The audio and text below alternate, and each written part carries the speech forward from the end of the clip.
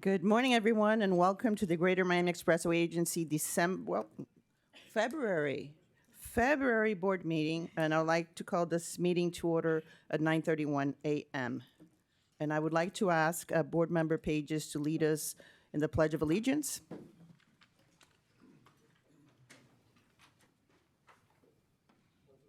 To the flag of the United States of America and to the republic for which it stands, one nation, under God, indivisible, with liberty and justice for all.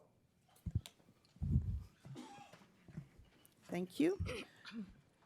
Now we'll ask our corporate board secretary to conduct a roll call of board members. Good morning.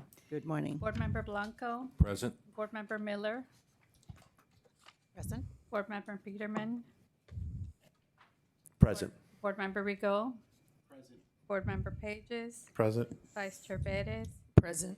Chair Cancio. Present.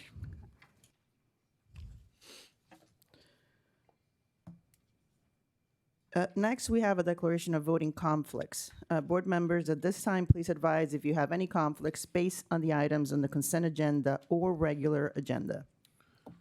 I have a conflict for item 8A, RFQ 2402.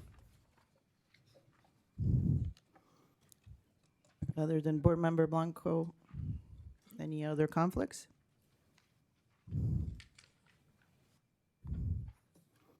So now let's move on to our public comments period for the agenda items. I understand nobody has submitted a name yet, but if there's a member of the public that wishes to address the board, you will be given 3 minutes to speak.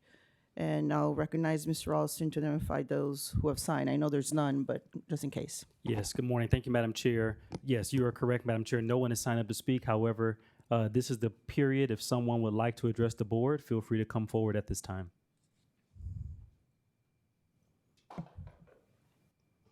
All right, seeing none, back to you, Madam Chair. Thank you. Next is the approval of the meeting minutes from our prior meeting.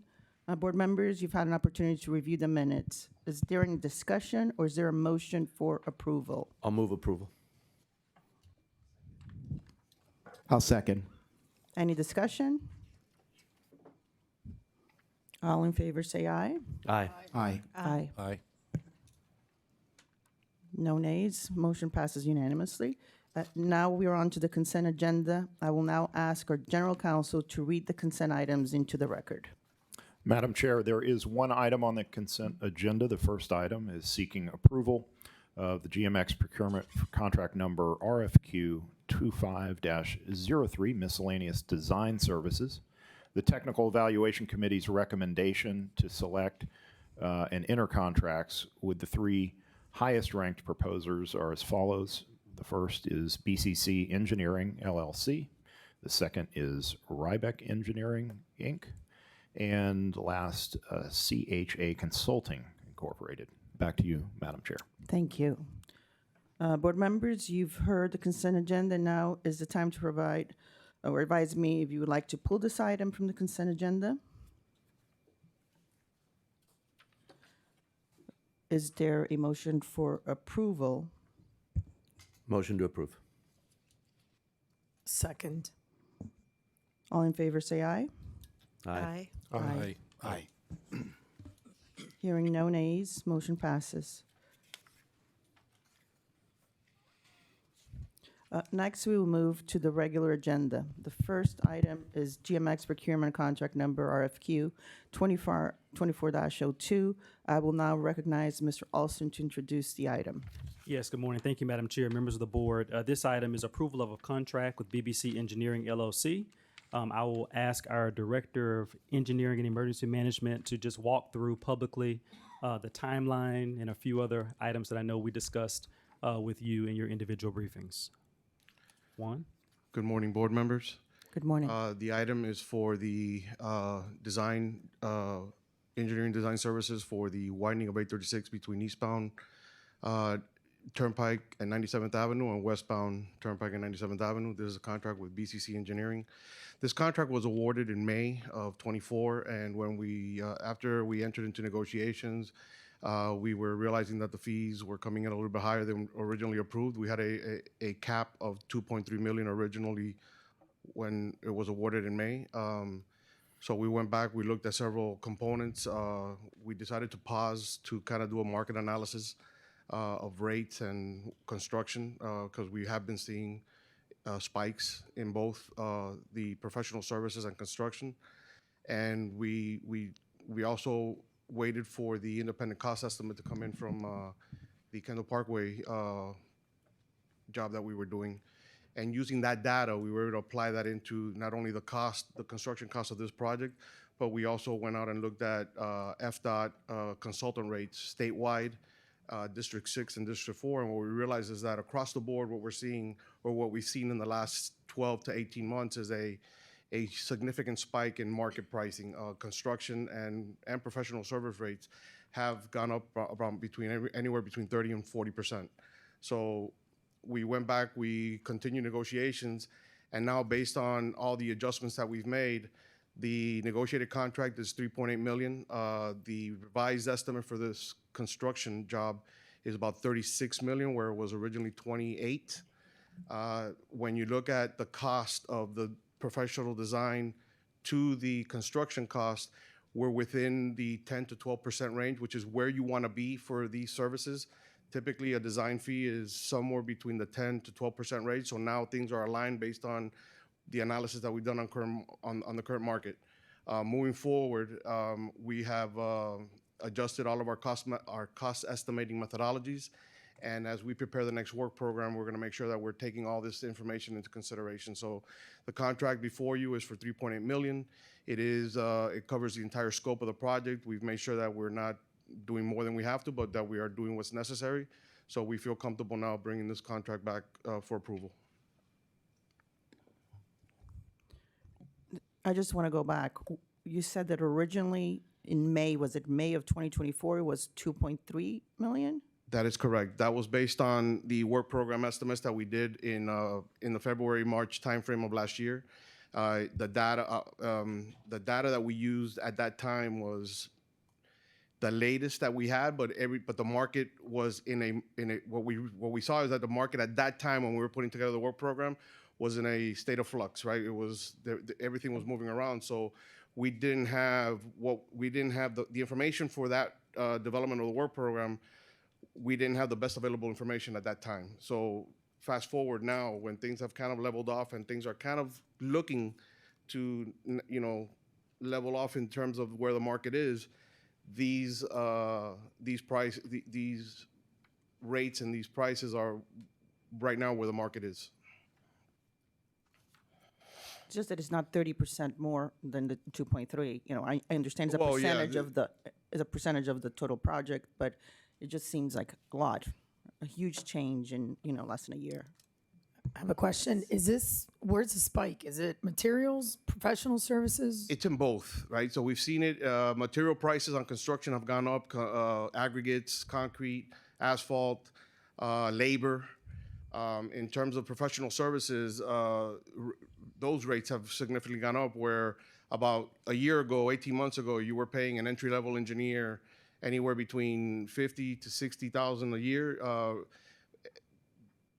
Engineers out of college right now are making between $75,000 and $85,000, and then that has a trickle effect with all the other positions and rates.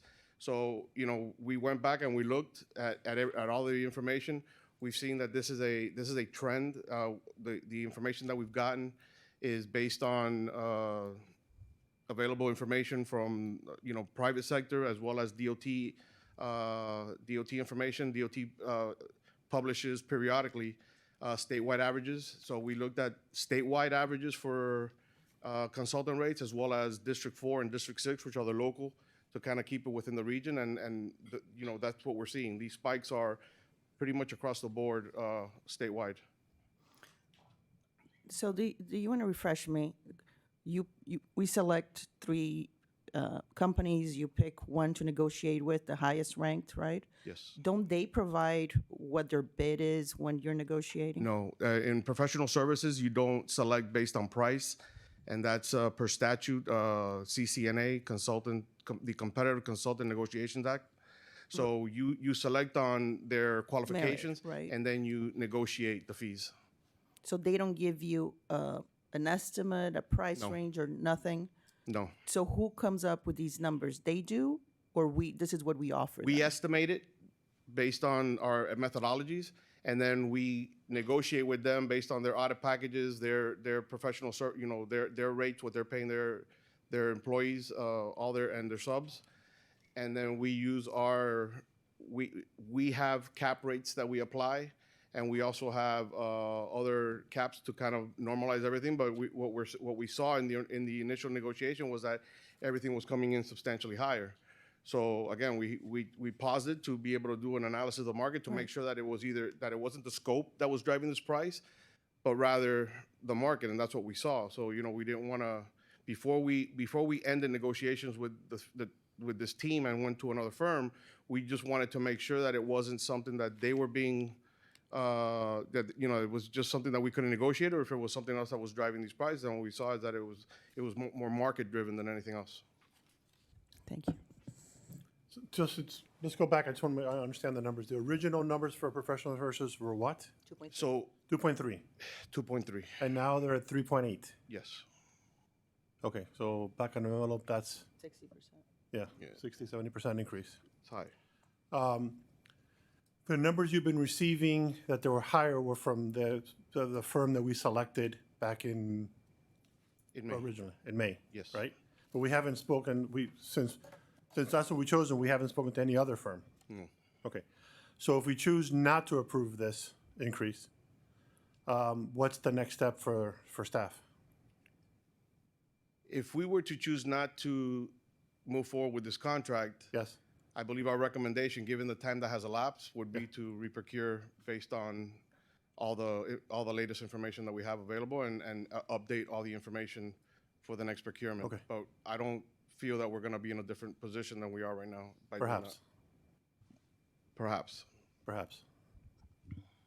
I find, even on the most aggressive of inflation numbers and movement numbers, it's not 60%. It just seems like and I don't know if maybe the data set we were using back in May went back a period of time, and now we're using, I understand the process that you're using.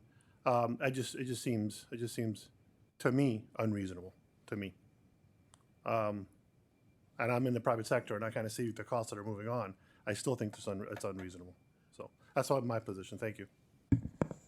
Are the hours or the estimated hours changing, or is it just rates? It's mostly the rates that have the hours. The hours that were negotiated are in line with a job of the size. What's driving the price is really the rates. And now, are these new rates that you're asking for approval here comparable to, for instance, the rates that you're seeing with the, but I guess you don't know, right? Because you haven't negotiated for the consent item design services too? With these other firms? For the consent item, those are work order or task driven. So we would negotiate each task independently. You'll negotiate now what the rates are going But to we be. will be using the latest information, and we've made all the adjustments on our side to make sure that we're all in line. Are you finding that this is happening or starting to happen across the board in all the projects and items that we've been looking at? Yeah, I heard you mention that going forward, you want to try to adjust what We're we're, developing the work program now, so I believe that we will see an increase in some of the projects that we currently have for the next cycle. even ones that we've approved, so this No, the may ones not- that are approved are already set, Okay. and that those won't change. Okay. Thank you. What's the time period for this design contract? I believe that we had an 18-month design timeline for this contract. It's just hard for me to understand 60% versus 10, 20, even 30%. If you did 10% a year with old numbers, but I don't know, 60%, it's hard to swallow. Any other comments? Thank you. So I asked a lot of questions when we were doing our briefing. It's pretty normal, at least from the DOT's perspective, to see consultant fees that are in the 10 to 15% range of a construction project.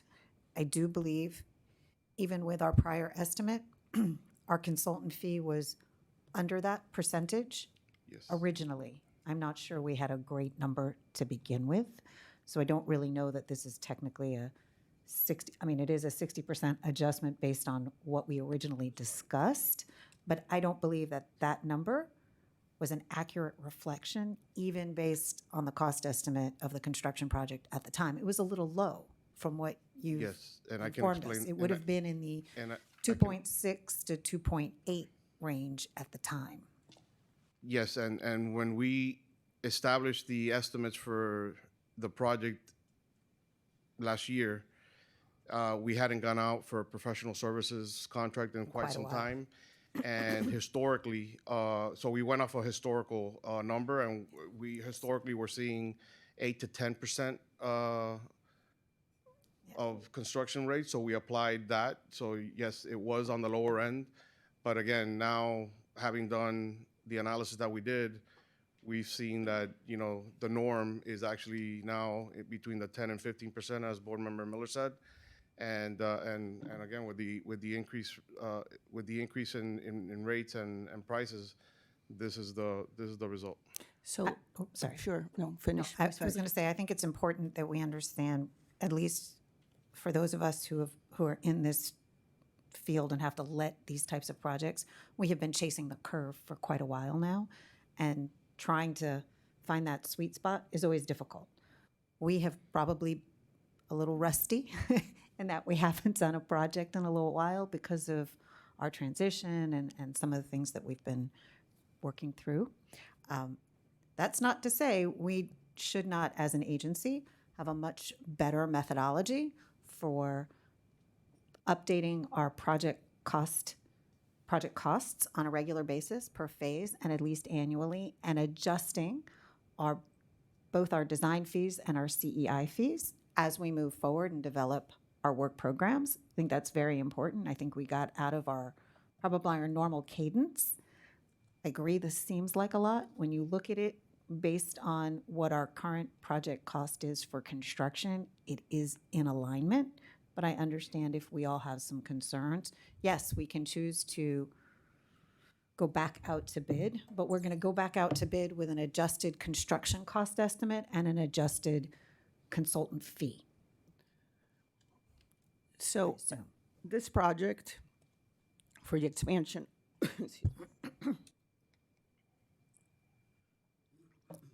this project to expand the lanes in that area, it's close to where the Kendall Parkway would It's be. Yes, It's close. It's close. It's And- between Turnpike and 97th 97th. Avenue. So right now we have significant bottlenecks due to all the improvements that have been made by the Turnpike, with lanes coming into 836, lanes going out between 87th Avenue and 107th Avenue. So this would resolve a lot of those congestion issues, as well as the congestion from all the lanes that are coming in from the Turnpike going east.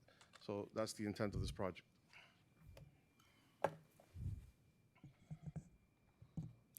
I have a question, Yes. Madam Chair. Mr. Toledo, the contractor that we're looking to approve a contract with, at least the agenda part, it says BBC Engineering. In the consent agenda, one of the contractors, BCC. Was that just a typo? No, Is it the same contractor? It's the same contractor, BCC Engineering. Okay. And my other question is, when we have the 5-year work program, and we have cost estimates in there, right, of what we project these projects to be to cost? Yes. Okay. When we have a project 4 years out from now, do we have a today's cost and then apply some type of an inflationary factor to figure out this will probably cost X? So we typically apply a 3% escalation per year on every project. So like right now, we're starting the cycle for the next program.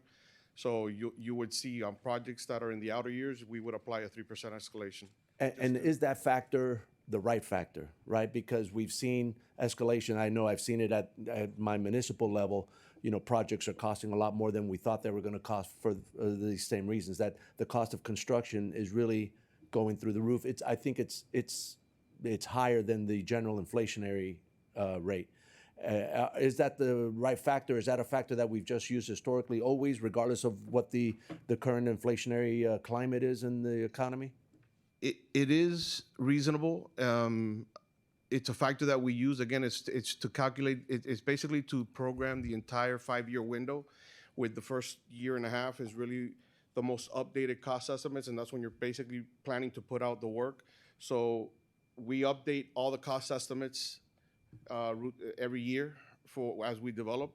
So you have your cost updates as well as the escalation for the outer years. And then as you move that needle forward, those projects in the outer years get adjusted to the current market. So the 3% is a good factor to use when you're building the work program, because you don't want to be overly conservative and not have enough to put in as much as you can based on your revenue and your forecast. But you don't want to go too high where you're limited to how much work you can you can project to put out. So you look at the first 2 years. You look at the first 2 years as these are current market, and then your next 3 are kind of projected with escalation, but those are going to get re-evaluated as you bring those into the current years. So the 3% is a number that fluctuates, that changes based on the economy, or that 3% is constant. 10 years ago it was 3%. 10 years from now it'll be 3%, or do we adjust it based on what's going on in the economy, on specifically construction costs? We continue to use the 3% for the purposes of building the work program, knowing that we adjust the current years to the actual first 2 market years values as they get closer. Right. So those may see a fluctuation a little bit higher, a little bit lower, 3%, depending on where the market is at that time. But the 3% has always been a good for the years 3, 4, 5. It's always been a good factor to use. Yes, of course. Vice Chair. I noticed there's a comms group under like subconsultant of BCC. Is that part of the communications group? Are they doing any type of comms work So during on design, behalf of the project? during design, there's a process that's called a community action plan, a CAP. And what they do is that they work with the engineering group to put together the notices to the impacted areas that we are going to be working around. And it's project level public communications to give project information. It's very common in a design job to have hours for public communication, but all that gets worked through our public communication lead. So in this case, we have now Randy Grice on board that he would kind of take the lead, but the technical work associated with that goes through the design job. Yeah, I'm really just asking in case there's any duplication of services No, on our end. there's no duplication of services Okay. here. Because if we have okay, got it. Board Member Miller. So I just want to, not that I want to clarify what Juan was saying, but because we do an update annually for every cost as well as by the phases, we capture market rate construction issues right now and then escalate it. So it's not like those numbers in the future are old numbers. They're using market rate information for materials and labor and pay items, and then it's escalated.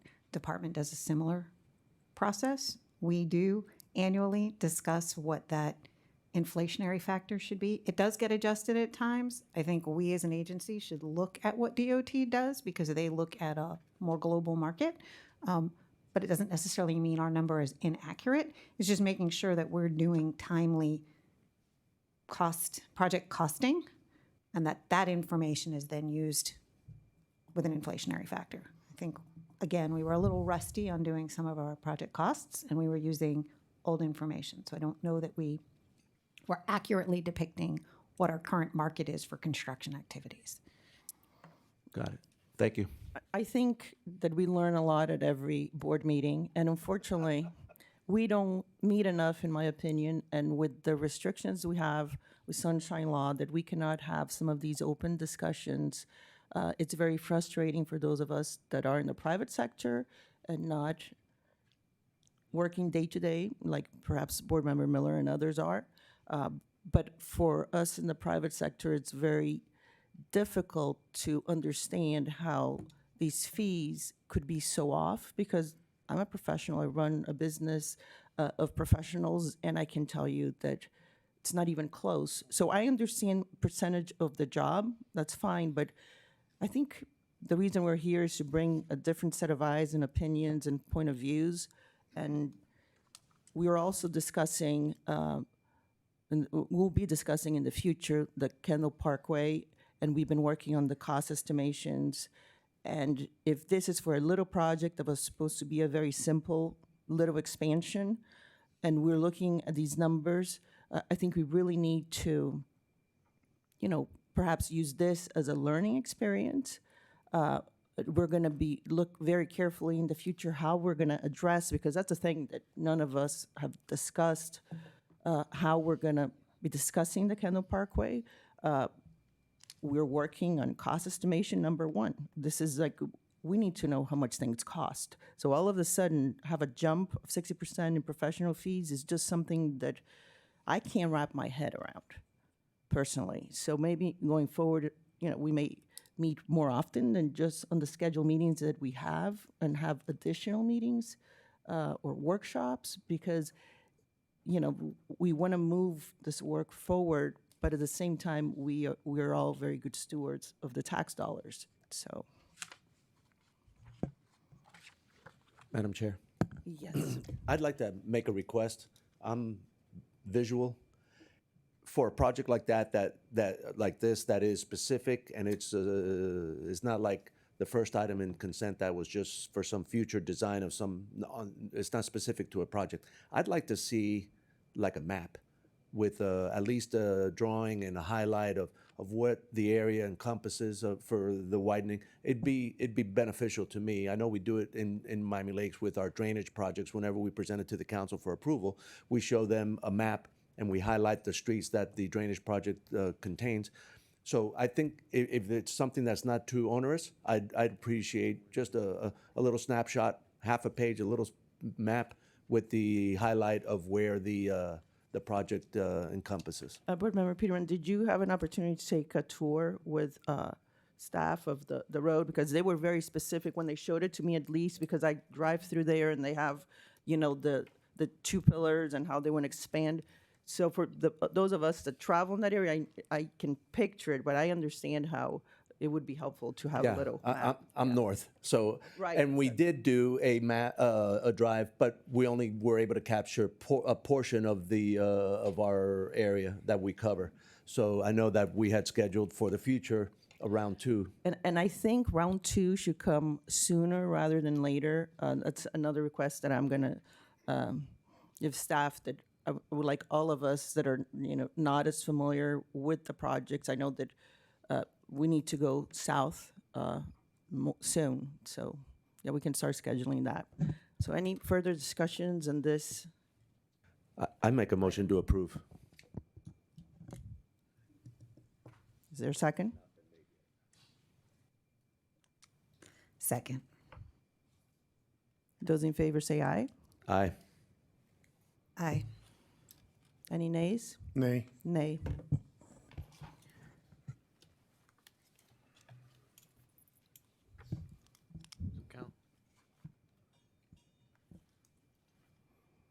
Is this, I'm sorry, I didn't hear all the, Nay.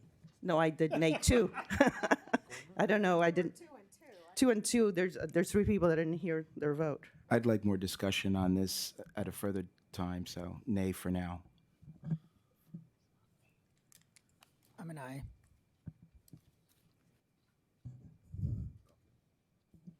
So we're tied. So, We'll circle back at the next board meeting. okay, Thank you, Madam Chair. thank you. So the item is not approved. Sorry, yes, 3-3 deadlock, the item is not approved. My apologies. So, something a little less controversial. Second item on the regular agenda is acceptance of notice of resignation of Mr. Tori Allison effective January 17th, 2025, and mutual agreement on separation terms. Mr. Allison agrees to be available 120 days after separation to consult with new interim executive director, board members, and legal team and department heads at no cost to GMX to ensure adequate transition of leadership and seamless agent stability. Mutual agreement that his last day as GMX employee will be Monday, February 17th, 2025. Are there any questions or comments on this item? I believe that all board members have spoken privately and individually with Executive Director Alston, and we all know that your passion has been education and transportation, but I think your heart pulled towards education more. And having been chosen as the next president of our college is a huge honor. It shows, the quality of public servant that you are. And, we hate to let you go, but I believe that's best for the state and everyone. So I don't know if there's any discussion or if we vote on the item. Yes, Board Member Peterman. Yep. I'd just like to state that in the short time that I've been on the board, Mr. Alston, to me, being in the top dog seat, right, with the bullseye on your back and being the head of this organization, one of the greatest thing or traits that somebody in your position can have is communication. Communication with the board members, with everybody, with the public, with those, at the county, at the state level is communication. And I give you, great props and great, accolades for your communication skills are impeccable. It never seems like there's something or a story behind the story that we're not getting. You've been an open book with everything going on in this agency. And I congratulate you. I congratulate you on your new appointment. I think Broward County is going to be the beneficiaries of our loss, and I wish you well. And I'd just like to say that our time working together has been very, very positive. Let's vote on this item. All in favor, say aye. Aye. Aye. Aye. Aye. Hearing no nays, motion passes. The final item on the regular agenda is discussion and selection of interim executive director, authorization to update all agencies, stakeholders, and financial institutions, and authorization for me to finalize and execute a contract. So I would like to hear from all of you, and I would like to tell you my idea and thought on this issue. Yes, Ms. Ralston. Madam Chair, if you don't mind, yes. Just for the record, board members, each of you have in front of you a draft resolution that we've drafted. And based on your decision-making and action under Section 2, we will immediately, the clerk will insert who your recommended interim executive director will be. And also at the conclusion of the vote, as the chair has outlined, we'll have a resolution that at least 3 board members will sign along with the general counsel, and we'll use this resolution based on your next steps. Thank you, Madam Chair. Perfect. So I think it's critical and very important for us to choose wisely and carefully about the future of this agency, just like everything that we're doing, that it's very deliberate and thought out. I would like, that we appoint somebody in the interim time, someone that will not be applying for the permanent position, I don't believe. I mean, he's open to do so, but it's someone that will bring stability and that has been with us since the beginning of times. He has served this agency in an interim capacity as general counsel before. He has served as counsel for DOT, has extreme knowledge of the agency, and can help us in our search of someone that is permanent. And when I mean permanent, someone that will have a commitment to stay in this agency, in the long run. Things happen, but I really want the future executive director to be someone with a lot of knowledge and with a lot of passion for transportation, for what we do, for taking care of the toll payers of this agency. So my proposal would be to name as interim executive director Rafael Garcia, that many of you know. But it's open for all discussion, and then we can vote. Is that a motion or it's No, I'm just not, we're no, open this is discussion? a discussion. I mean, I'll make a motion, but I would like to hear from everybody what you think. Good. Board Member Peterman. Yeah, I think that I don't have an issue. In fact, I'd be almost ready to appoint a permanent executive director today. We can, national search says the statute. Okay. So, to me, I value greatly historical perspective and institutional knowledge. All right. And there are times that are necessary when internally you don't have somebody, or you're not sure if you have somebody internally that has the skill set or whatever. And sometimes internally you just want to have somebody from the outside. And I think that transition from MDX to GMX, the climate, the environment, the new board, it may be called for somebody. And obviously, Mr. Austin proved to be the right person at the time for the job. And he served as the interim executive director and then, was appointed as the permanent executive director. I believe that somebody internally that has the historical perspective and I don't want to go out and find from Tampa or Orlando somebody that we have here right underneath our own house, right? So to me, I saw internally we had two people with the skill set, the background, the organizational perspective, the institutional knowledge that are capable. Mr. Juan Toledo and Claudio Diaferia, I'm sure I messed up your last name, I apologize. I had good, long, one-on-one conversations with the two of them. I believe either one of them is more than capable of serving not only as the interim executive director, but I'm going to give great deference if they apply for the permanent executive director. I agree wholeheartedly with you, and they did not apply previously that I'm aware of, but it's something that I agree with every comment that you've made.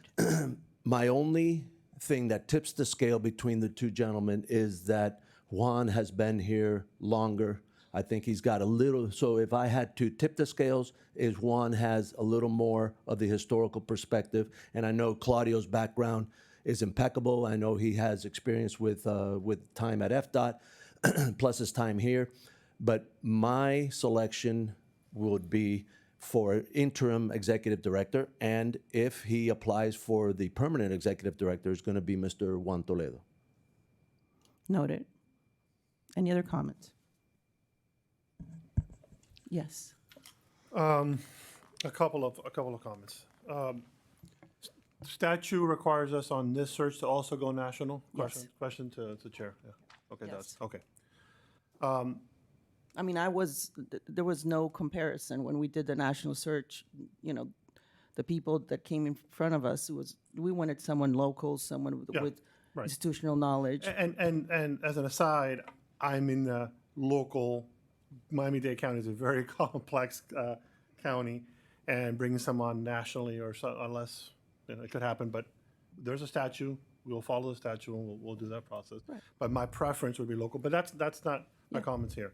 I think Rafael is an excellent choice. I think he's an excellent choice. He's for some of us who were here from the very beginning, goes back 6 years now. He was very much an integral part of that stability and transition, and I think is a good choice. Only thing I would request on the resolution is that he not be allowed to apply for the permanent position. I'm assuming he doesn't want the permanent position.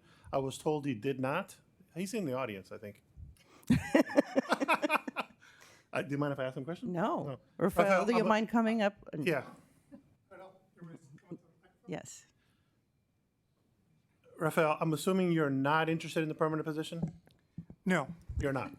I would be doing this on, is selected, I would be doing it as an interim Very good. executive director. Okay, all right, so that's, if And I've had discussions getting him to come here. Like, he is a longtime employee of DOT. We need to get him here on a temporary basis. And it's great for us to have him on a Right, temporary agreed. basis. And it's not affecting his career and his future standing in the agency. So he truly will be an interim. Now, whether it's 3 months or 6 months or 12 months, I don't know. But hopefully, we'll try not to do that to you. yeah. But at the same time, we want to take our time. I think in the next few months, we have very important things to decide. Agreed, and that's why, but it's important that the interim not be applying for the job, because that scares off potential hirees, Yes. potential applicants. So I want to make sure that, if that's okay, if we can add that to the resolution somehow. Although he's made it clear publicly he doesn't interested, but I still would like that into the resolution in that regard, if that's okay. Yeah, that's fine. Is there a conflict with the statute in that and restricting somebody's ability to apply if they are selected as the interim? No. And frankly, I feel comfortable in that his word is worth more to me than, than anything. Because if he applied, he told us he wouldn't. So one of the reasons that I would not want to name someone internal right now, it's because you're choosing one over the other, or you choose someone that you're saying, oh, we want this person in the long run. So I agree with Board Member Pages that having Rafael would be best for this agency and for stability. Yes. I would agree that I think it's important that if Rafael is the one chosen, right? We know he is temporary. He is a longstanding FDOT employee. I think wants to stay that way. But I do think it provides a level playing field for those who want to approach a permanent scenario. Rafael has a longstanding history with GMX. He has a great deal of knowledge. He has the support, I know, of FDOT if he chooses to do this with us. And it is interim, and it gives us the opportunity to continue. People know his name. People know his value that he's added to our agency as we've gotten to this point. So I would feel very comfortable with Rafael in the interim role, level playing field for the permanent scenario, and we move on. Yes, Monsieur. Yeah, and ditto on all the comments regarding Raphael, as he was interim when we all started getting involved. So, and in addition to, we have legislative session coming up, and there's a lot of, wouldn't say political fights now, but there is, and it's just, you bring something that we just need the time right now. And just, it'd be 120 days? Is that, no? No. 120 days is the time that Mr. Allison will be available for free Got it, consultations. okay, no, that's different. But I don't think that Rafael would even need that much. But Right. I understand that you will receive a lot of support for the weeks to come during this transition period until I believe that our next board meeting will decide about establishing a new, Okay. A new hiring committee or process, and you already have experience with that, so we're not rusty on that. Yeah. And so, so I believe it will be at least 6 months. So are we ready to vote? Okay, but. Can someone make okay? Yes. Yes. I hate to be pedantic on this issue, but I want to make sure we are adding that to the resolution, or are we just accepting it as a word? Yes, I'm adding one? it. You're adding it. I heard it, yes. You're adding it to the After the resolution? board's deliberation, we'll go back and I'll update the resolution, I yes. appreciate that. I just want to make sure that's in writing. Can you elaborate on what is it that we're adding? We're adding that whomever we choose obviously we have a preferred or potential preferred candidate, whoever we choose cannot apply for the permanent position. And that's to protect applicants coming in. And I see nothing in the statute that prohibits that, and I've also confirmed the statute does require the national search even for this next executive director, Yes. as we did for the last. Correct. Okay, the resolution does not have doesn't have a time period on it? No. Okay, very good. No. Okay, that's fine. Madam Chair, Yes. Yeah. Member Peterman. I've never met Mr. Garcia. Garcia.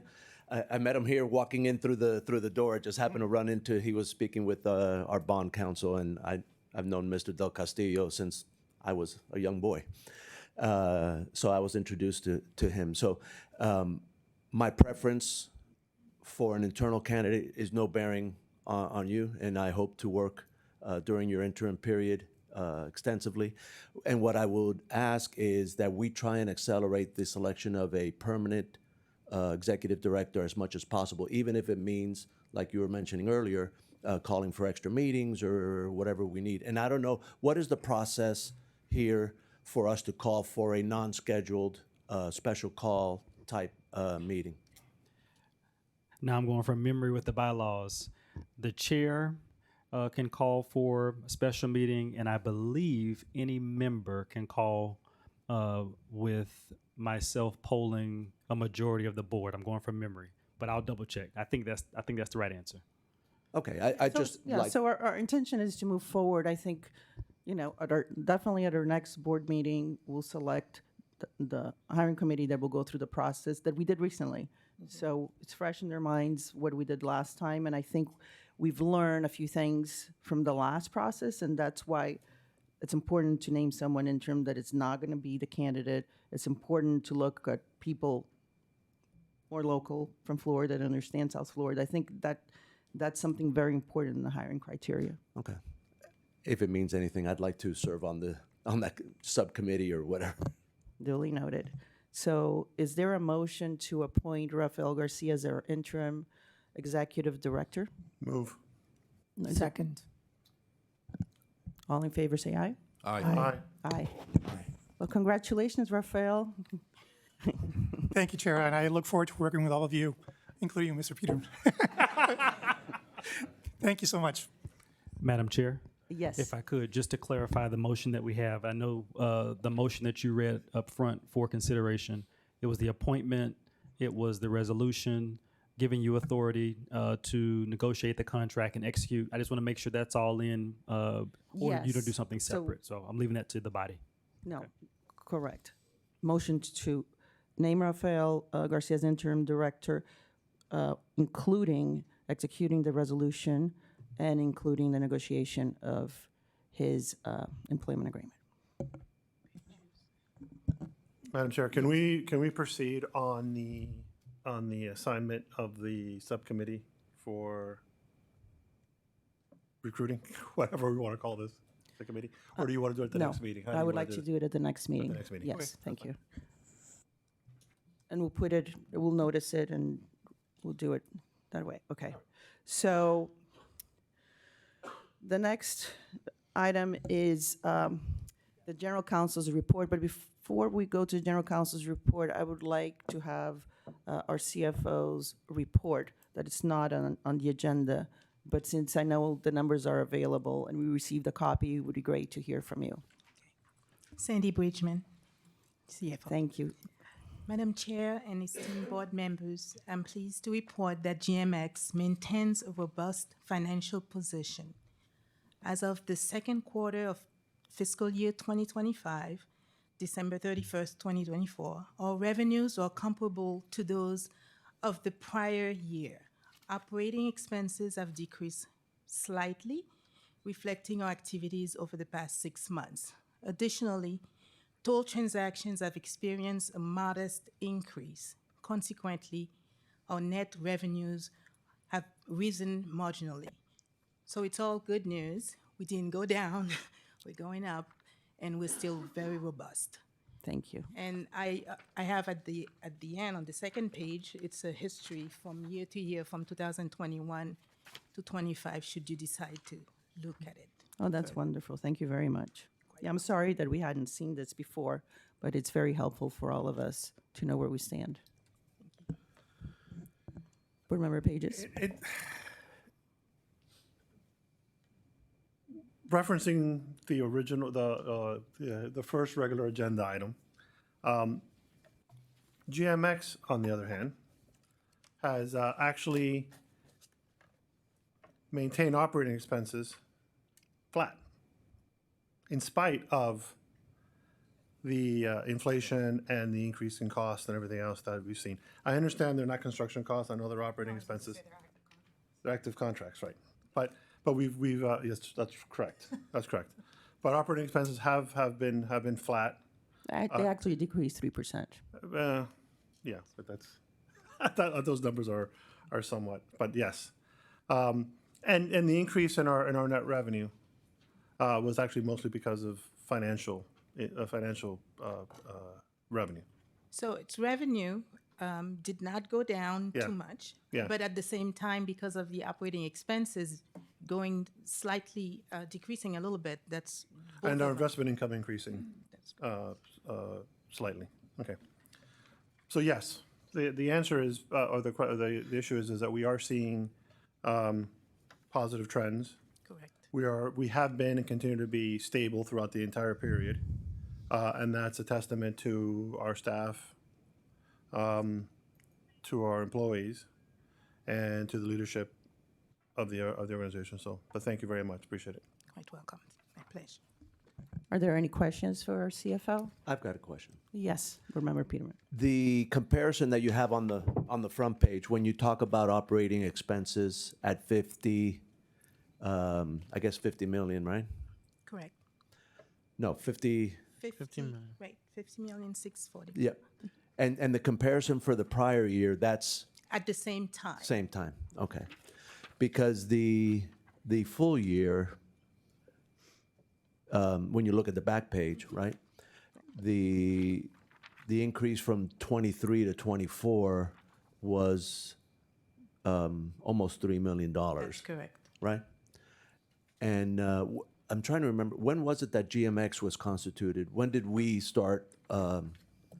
It's been 2 years, 3 years? No, No. not that long. No, it was just, July 1st, 2023. yes. 23. Okay. Okay. Thank you. Any other questions to the CFO?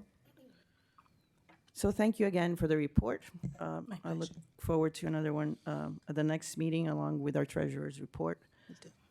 So now I would like to ask our general counsel to give us a report on the most recent action by Miami-Dade County and where we stand with our legal matters, which I understand they're positive news.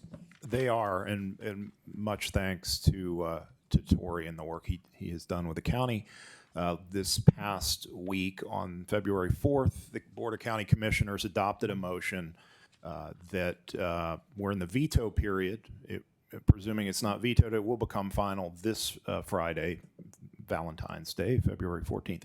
And that motion says that the county will no longer pursue the appeal of the circuit court ruling that held that the county ordinances declaring GMX, dissolving GMX was an unconstitutional act, that they did not have authority to do so, and then recreating MDX. So the circuit court ruled that those were not constitutional lawful acts. The county is now accepting that ruling. The motion says they will withdraw their motion for rehearing of the circuit court decision, and they will withdraw their notice of appeal to the 3rd District Court of Appeal. So if that becomes final Friday, I would expect them to take that action next week. That still leaves the MDX and their counsel, which also filed a motion for rehearing and a notice of appeal. I would expect them to follow suit. If the county is now accepting that their ordinances were unconstitutional, that would leave MDX nowhere to go, and they have no funding for further litigation. They would have no ordinance to even pursue, and we would also tell the 3rd District Court of Appeal just to dismiss their suit because they don't exist. MDX was dissolved by legislation and doesn't exist, so they have no capacity to even maintain an appeal. So I'd expect that they will follow suit after the county dismisses.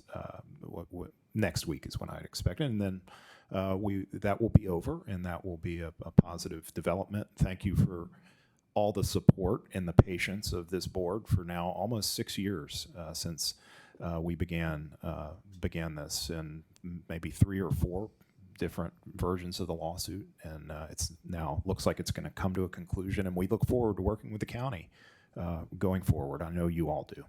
I would like, thank you so much, Council. I would like maybe by the next board meeting to have the appointments from Miami-Dade County. I would like for us to be able to negotiate with Miami-Dade County some items that are pending, some monies owed, discussions about properties that, that they have their eyes on. There's a lot of good things that can happen for moving forward. The stability that it will bring, the finality that it will bring. I think we all want the same things. We want to keep the toll payers happy. We want to keep traffic moving, and better our county. So thank you so much. Another thing that it's not in the agenda that I just wanted to mention, and perhaps Mr. Toledo can tell me what is happening with Freedom Park. Is someone from our staff involved in discussions with them? I mean, I just saw some surveyors on 37th Avenue nearby, and they're moving very fast, and I haven't heard anything regarding what their plans are over the easement that they have designed over our property over to the transmodal center. Okay. Yes. So the last communication that we've had with the Miami Freedom Park team was January 10th, where we submitted our comments to the traffic study. Subsequent to receiving comments from all the stakeholders, there was supposed to be a meeting to go over and review their report. They requested that we postpone that meeting. That was a meeting that was going to be held at the district DOT office.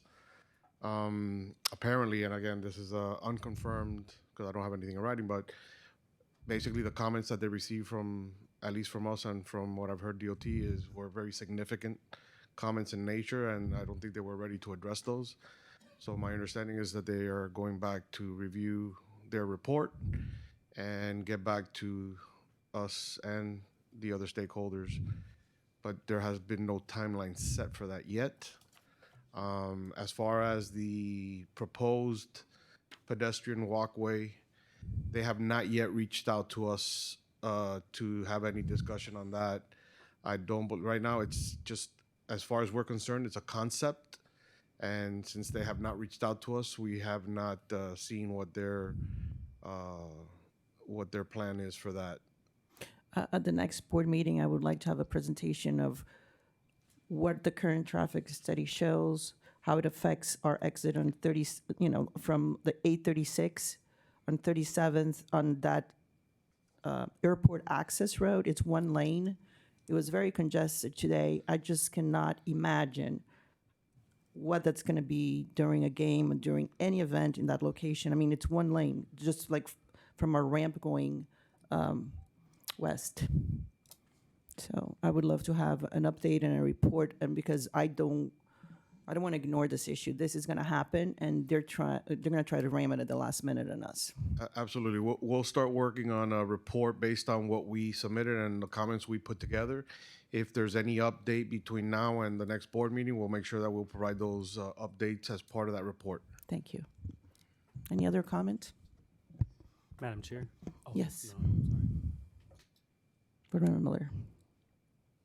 So, Juan is absolutely correct. I think all of the reviewing agencies provided significant comments to the Freedom Park team. They did request that we cancel the meeting as requested by District 6 to bring all of the agencies together and kind of talk through the project. District 6 did meet with the team. We went over some comments that we had and some concerns we had with their proposed ingress and egress. We provided them with some comments with the understanding that we needed to regroup with the larger team. We needed the county, GMX, FDOT, and the city to get together to discuss ingress and egress and some of the concerns with the timelines for those improvements, the timelines that they were anticipating for their build out, and the timelines that they were anticipating for some of these access points. So there's a lot that needs to still happen. The final access points will likely not be constructed before they open the stadium. That's a decision that the county has to get engaged with and what they're going to allow, not allow. Again, there's a lot that has to be discussed. So we've asked their team to regroup on coming together and bringing all of the players in so that we can discuss any interim access, any projected future access, what all those access points would be, what it would look like, what concerns each of the agencies has. So I don't want you to think we haven't been dealing with it, but I know FDOT has taken a lead, and we have now asked for everything to be readdressed. So, and I appreciate that. And as you mentioned, those are sunshine notice meetings. No, those are not sunshine No, they're not meetings? subject to sunshine. There's no, So if I wanted to participate, I couldn't because you're there in your District 6 capacity? that I don't know. We don't notice when we have those meetings. We don't Someone from notice the GMX is public. attending, right? GMX is attending. That would be staff. Right. But I think there, I understand you're here as District 6 representative, but the agency may have some, at times, conflicting views with District 6, in my opinion. Some of the roads that are under our jurisdiction that are different. And I think that it's important that the agency has a strong presence. We work with DOT, but separate, looking out for our roads. Understood. Yeah. If a board member wanted to attend, Yeah. given that I'm a board member and it's an item that involves both GMX and FDOT, that would require a sunshine notice. You couldn't just attend, or I'd have to step out. Right. And my staff would have to act on behalf of DOT. Okay. Yes. And if I Mr. could, Olson. Madam Chair, and council, please correct me if I'm wrong. I think you all are correct. Because there could be maybe some future action that you all may consider as a board. I think Board Member Miller is correct. Right. You are as well, Madam Chair. It's probably prudent for board members maybe not to attend unless it is sunshined, and leave it to staff because I anticipate there may be some future decisions that this body will probably have to make. So I'll just put a period there. Thank you. Just Madam Chair, Yes, Board Member Pickering. unrelated to this topic, I have to apologize. I have to leave to get back to Miami Lakes for an 11 o'clock meeting. They pay my bills. Oh, I understand. So, And I'm sorry that this was scheduled this way, but no problem. I Yes, gotta yell Mr. at Olson. somebody when I get away. And Madam Chair, I'll be really quick, Board Member Peterman, and typically I always do a normal update. So, but I know that there was a transition today based on your action. So there are 4 things that I was prepared to share via transition with the new incoming executive director. So the next meeting, I think, as I heard, one on MFP. Also an update because there's some more engagement with the TPO. So between now and that April meeting, there'll probably be another update for you as a GMX board. So just know that's to come. AI policy. We've had a lot of conversation with you individually. And I know some board members have already given some feedback. So for the April meeting, the AI policy will be back on for consideration. Toll modernization project. So we've had conversations about the prior action from the board, and now we will share some major upgrades and updates. There have been some recent articles, not to share, in the toll world around different vendors. So we'll share some of that feedback with you, but all positive from your perspective. And then, of course, lastly, I was prepared to share The treasurer's report, financial update, that will also be back on as customary. So those are the four things that we've heard from our side as well. So we're on top of it. Thank you. Yeah, and at the next board meeting, I guess I'll just schedule or speak with Raphael to include in the agenda the selection of the hiring committee. Okay. Yes. So before you leave, let me just say, today's Tori's last meeting. Your last day is Monday. This is the time that we have to say goodbye to you. Well, I know you'll be around, but I just, on behalf of the entire board, the entire staff and family of GMX, we wanted to present you with a little token of appreciation. If you guys want to come. Oh, yeah.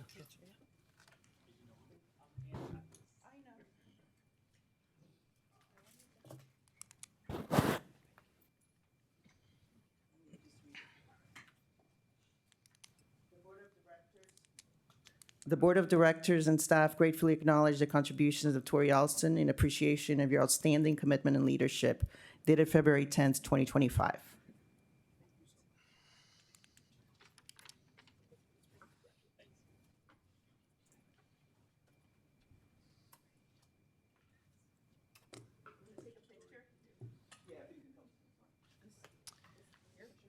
One.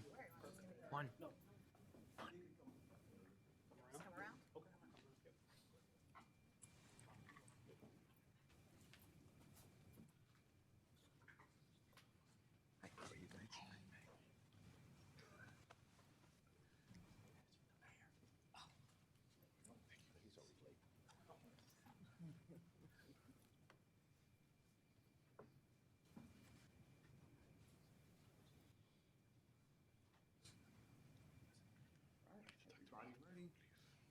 two, three. One more. Two, three.